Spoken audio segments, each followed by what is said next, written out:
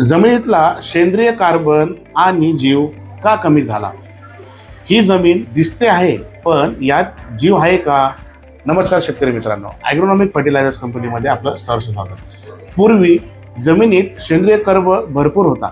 शेणखत टाकलं जायचं, पीक अवशेषे परत जमिनीतच जायचे. कीड कचरा जाळला जात नव्हता. आज काय होत आहे?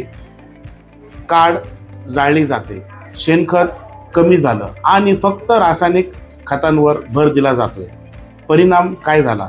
जमिनीतली जीवाणू कमी झाले, माती कडक झाली, पाणी धरून ठेवण्याची क्षमता कमी झाली. लक्षात ठेवा, सेंद्रिय कर्ब म्हणजे जमिनीचं बँक बॅलन्स आहे. तो कमी झाला की जमीन साथ देणार नाही. जमिनीत जीव नसेल तर खत कितीही टाकलं तरी फरक पडणार नाही. नमस्कार.